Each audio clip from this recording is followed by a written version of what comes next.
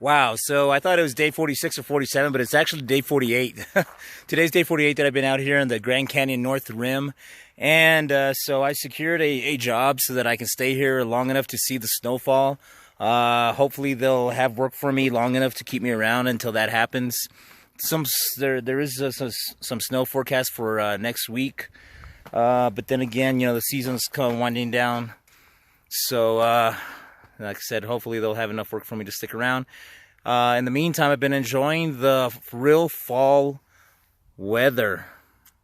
And I cannot zoom, which is too bad because right back there, the red isn't rock, it's not dirt, it's actual, I believe they're aspen, white aspen, or the trees that change color out here. So you've got some that are red, and then up here, that's yellow. And I think the prettiest that I've seen so far have been the ones that have a little bit of green, red, and yellow all on one tree, which are really cool, beautiful to look at.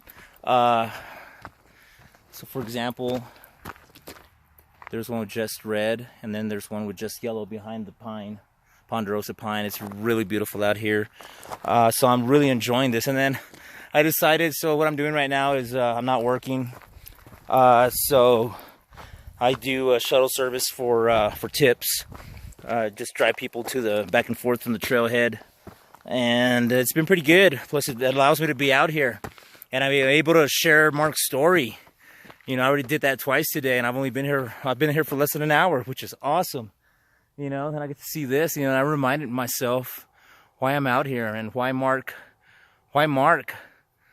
you know, changed his mind when he came out here. Because, you know, in 2018, he did come out here with a purpose, and his purpose was to end his life.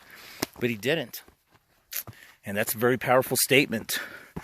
If you haven't seen the post, I do have a post where I took pictures straight out of his journal, where he explains his emotions that he felt when he first laid eyes on the Grand Canyon back in 2018. So if you haven't seen it yet, all you got to do is go to Facebook, search for hashtag R2R4MAR, and instead of a video, it'll be a post with pictures, and you can read it straight.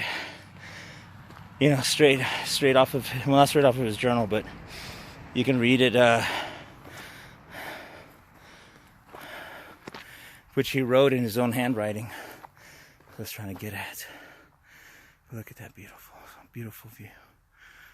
And it just goes down forever. It seems like it's just awe-inspiring, which is exactly what Marc said. I mean, to look at that. That down there isn't the bottom. Keeps going down. Can't even tell from here. And actually, when I first got here, so the sun's already going down. Unfortunately, there's too much cloud cover. I won't be able to see. Look at that. I won't be able to see the sunset tonight, but it's just beautiful. Look at that yellow back there. Look at this right here. Man, I wish Marc could have seen it in the fall. See the leaves change. It's a totally different Grand Canyon when it's cold like this. Changing of the seasons, it really is amazing. You have to look at it all over again. I was actually thinking, as I was ferrying people yesterday and today on the trailhead, I was thinking to myself, like, man, maybe when I'm done here, if there's no more work for me, go around to the south rim and do another rim to rim to rim. It'll be harder, a lot harder, not because of the weather. Because of the weather, but not for the same reason as before. It won't be as hot, but there will be less water service because they shut water so that the pipes don't bust due to freezing weather. And then once you get to the north rim, there won't be anybody out here. There will be no services, so there's no food. There's nowhere to stay. You have to bring it with you, and have to go all the way back to the other side. Thinking about it. We'll see. Anyway, guys, do not forget why I'm out here. It's exactly what I've been talking about.